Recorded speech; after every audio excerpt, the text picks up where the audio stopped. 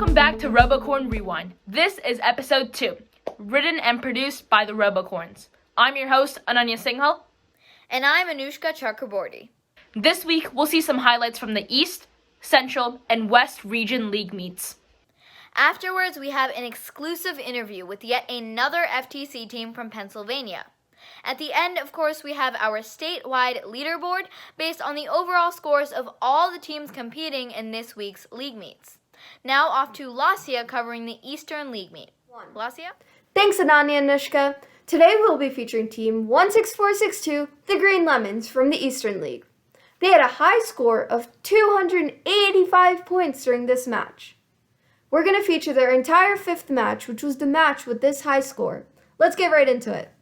So as Green Lemons starts their auton, they have one wobble already in their robot, as well as 3 rings ready to do those power shots.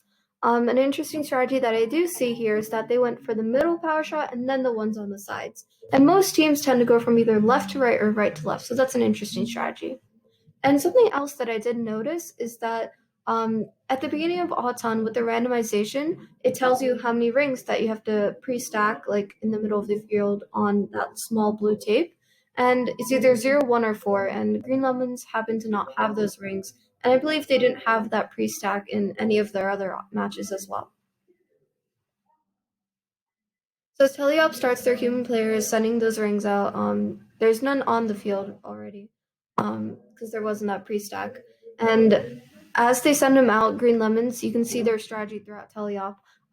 They make sure and spend the time to stop the rings from going to the back of the field. And I think that's important because a lot of teams struggle with the rings going to the back and having to jam against the wall to pick up those rings. And you also lose a lot of time while doing that. And I think Green Lemons is doing a great job with their human player, that coordination, to stop those rings and then pick them up right away. In that they have a consistent intake area and the rings always go there. So it's really nice to see that. Their intake is having no trouble at all picking up from the corner. If they go into the ring from the side, and I think that's working out really well. I'm really loving the team spirit and color here, Green Lemons, all that green on their robot. Now they consistently shoot for the high goal, and they haven't missed any of them yet. That just shows how consistent they are with shooting. Right before endgame started, they knew time was coming up, so they prepared to pick up the wobble right when 30 seconds hit. And I think that's a great strategy. And while they drop the wobbles as well, they pick up rings. And I think it's important to do that so you do not waste time later on after you do the wobbles to pick them up. And for endgame, when they hit those power shots, they just went from left to right, and it worked out well for them. Great job. That's all I have for the Eastern League today, and I hope you enjoyed. Back to you guys. Thanks, Lasia. Now to Adi with the Central League meet. Adi? Thanks, Ananya. Today for the Central League, we have 2 different clips lined up that not only show some great matches, but also lots of improvements in the J-Bots and Metalworks. Let's get started with the J-Bot. Okay, so first up we have the J-Bots and one of their high-scoring autos. So the first thing they do is they shoot all 3 of the power shots, scoring them 45 points, which is something they're quite good at. They then drop off their first wobble, square up on the back wall, strafe over, pick up the next wobble, and they're dropping it into the designated box, scoring them 30 points. Then parking gets them 5 more for a total of 80. Then in Teleop, you can see a new addition to their intake, these 2 little flaps, which will help them corner any rings that are loose in the field. This is going to be something that's really helpful for them in the long run. Alrighty, next up we have Metalworks picking up a cluster of 3 rings off the floor with their amazing intake.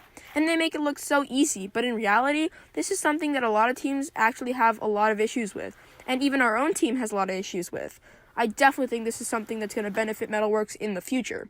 It's really cool to see how different teams go about solving the same problems, and they definitely have an upper hand in this case. Alright, well that's all we had today for the Central League. I hope you all enjoyed those 2 clips. On to you, Anushka. Thanks, Adi. Now, Brighton, how's the West League looking? Thanks, Anushka. The West League is looking great, showing off 3 awesome robots in this recap. Starting off with Team Fayette, 4H Robotics. The robot may look simple, but don't let that deceive you. They have a 1-use shooter on the top of their robot that shoots 3 preloaded rings. They have a wobble mover, which deposited the preloaded wobble, and forklift mechanism that picks up the second wobble. This is one of the only teams to shoot into the low goal. They have what's essentially a tractor bucket to pick up the rings and place them in the low goal. They have a 2-bar that raises and lowers it, and servos that allow it to rotate freely. Here's an example of them placing it into the low goal. Now, this is a multi-purpose system. In endgame, they use it to pick up the wobbles.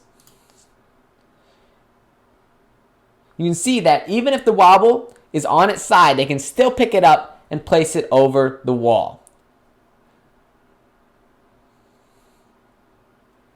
Also, because it can rotate, it allows them to actually plop it over the wall instead of having to throw it. Something that gives them a lot more precision. Let's move on to the next robot. Team Fayette scored a total of 105 points this match. A quick recap here. The Robotic Does had a high score of 270, which placed them second in the West League. Now for the one everyone's been waiting for. Team 8393 Brainstem. Brainstem scored a monster 433 points while missing a wobble in Autonomous. One of the big things that make them so innovative is their 2 intakes. One intake on the back allows them to pick up 4 rings during Autonomous and shoot them into the high goal. The other intake allows them to pick up rings that are vertical, which means the rings can be rolled directly into the robot. Another spectacular thing about their robot is their turret. They have a turret that allows them to shoot, that stays locked onto the high goal, which allows them to shoot from anywhere on the field. In fact, they can shoot so quickly that they disregard the wobbles in endgame.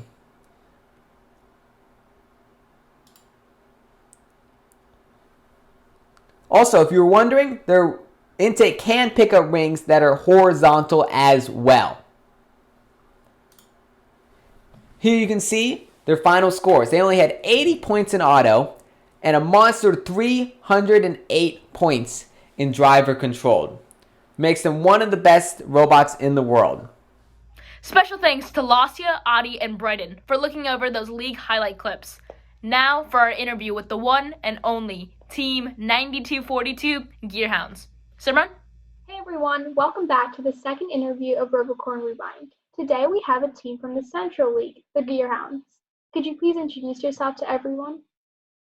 Hi, my name is Emily Mock, and I am from the Gearhounds, Team 9242.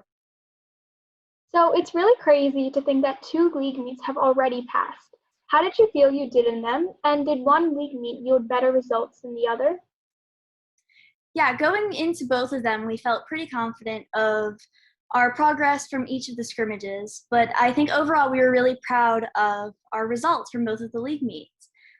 We achieved a new high score of 195, so we were really proud of that.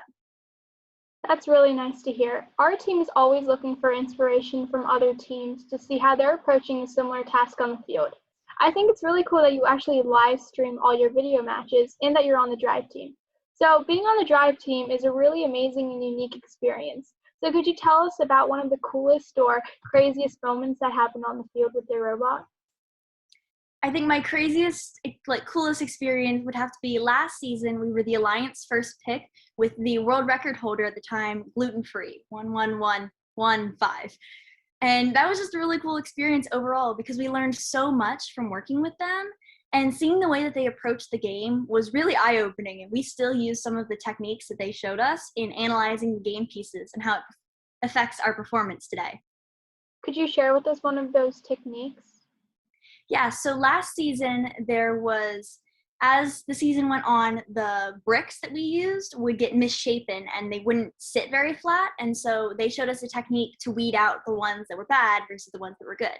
And so this year we are very careful in which discs we're using, so any ones that have notches or bent or just aren't going to do very well, we take them out and put them in a separate pile so we won't use them. Well, that is so cool. That's really interesting. So are there any outreach projects or interactions with other engineers or mentors that you would like to share? So I'm sure you know it's been really hard recently to do outreach, but one of the things that we've been really proud of is our live streams. So we live stream all of our scrimmages and our league meets, and so that's so our friends and family can see, and anyone who's interested in first can get a bird's eye view of what we do every day.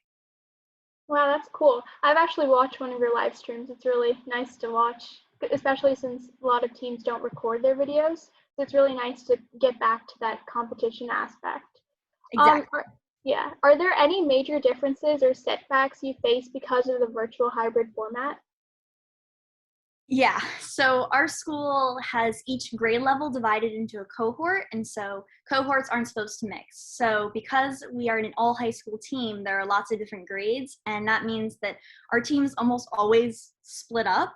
And so we've discovered the best way to go about it is to build different subsystems. Like the 9th grade built our wobble intake, or a wobble grabber, and then our seniors build the intake, and so then someone puts it all together. So we're all working on the robot itself, but just safely. And then I primarily work on the code element of the game, and so that one was probably the easiest to transfer to Zoom because we can just share screens and edit code together. How do you feel going into the 3rd league meet? We're really confident that we're going to continue to make really great strides. We analyze all of our matches to see where we can shave down cycle time or think about different strategies to just every second counts. And so we also have several mechanical improvements and auto strategies that I'm excited to work on for the next league meet.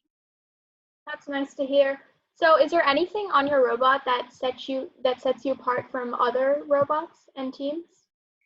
I think that our current intake is really unique. We use a combination of, I think there are 4-inch compliant wheels and 4.75-inch star wheels.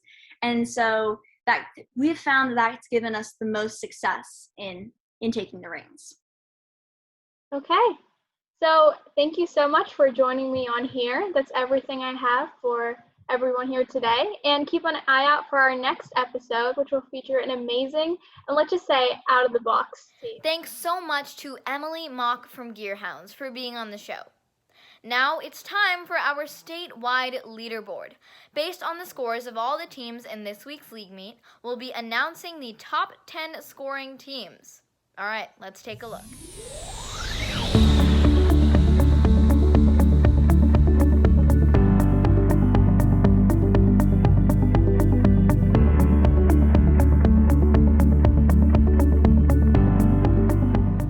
Awesome job to all the teams competing in these leagues. We continue to see some great matches. That's it for today's episode of RoboCorn Rewind, and we'll see you in the next one. Make sure to like, subscribe, and share this episode.